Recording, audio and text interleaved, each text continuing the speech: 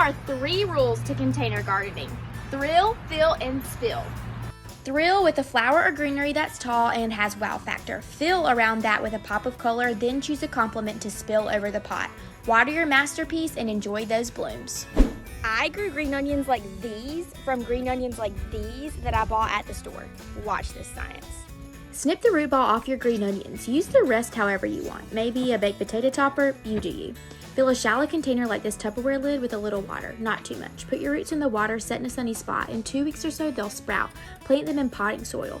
3 to 4 weeks in the soil and they'll be ready to eat. Keep up this and you will never run out.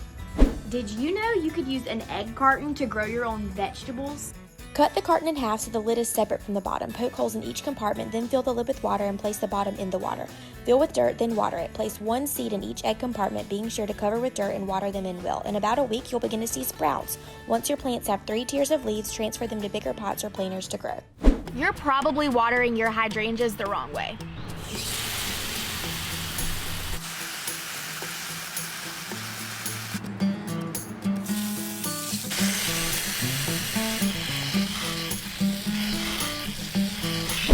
If your hydrangeas are wilted, try this hack for bringing them back to life.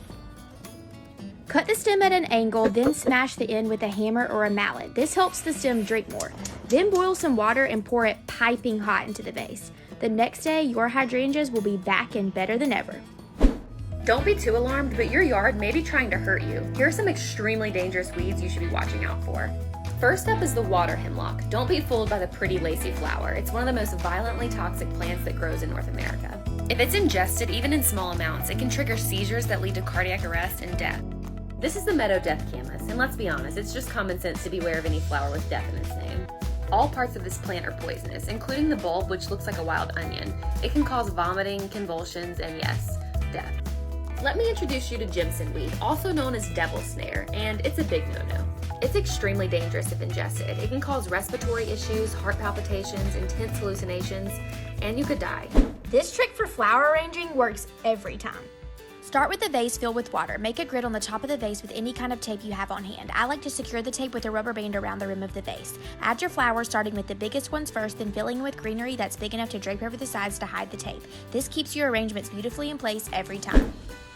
This is how I made this hummingbird feeder and the food with things I just found laying around my house. Trace the lid of an apple juice bottle, then cut a hole that size in a mason jar lid. Paint it if you want, or don't, it's your yard. Fit the lid onto a shallow half-pint jar, or you could do all this with Tupperware. Put the juice bottle in the hole, then seal any gaps with hot glue on both sides. Wrap wire around the bottle to create a hanger. Twist the ends together to make it strong. It also looks pretty. Decorate it with some plastic red spoons. It looks like a flower and hummingbirds love red. Drill holes in the lid, then fill with simple syrup that you made by dissolving a 1/4 cup of sugar in a cup of boiling water. And if this doesn't attract a hummingbird, maybe my shirt will. Floral shirt not needed. It actually worked. The cheapest and most effective mosquito repellent is not what you think. Did you know studies show people with O blood types attract mosquitoes more than other blood types? I have O positive, and mosquitoes love me, but you know what they don't love? The smell of this soap. You can thank me later. Did you know apple cider vinegar can prevent mosquito bites and stop them from itching? Mix 2 tablespoons of witch hazel with 2 tablespoons of apple cider vinegar and some mosquito repelling essential oils like lavender, mint, rosemary, eucalyptus, and citronella. Spray all over to repel mosquitoes, but if you do happen to get a bite, rub apple cider vinegar on it. The acid helps take away the itch. Gas grills are different than charcoal ones. Here's how to light a charcoal grill. Fill the bottom of a grill chimney with old newspapers and fill the stack with charcoal. Light the newspaper and let it sit until the coals are almost white. It usually takes about 20 minutes. Carefully pour the hot coals into the base of the grill and top with the grate. Grill until your heart's content.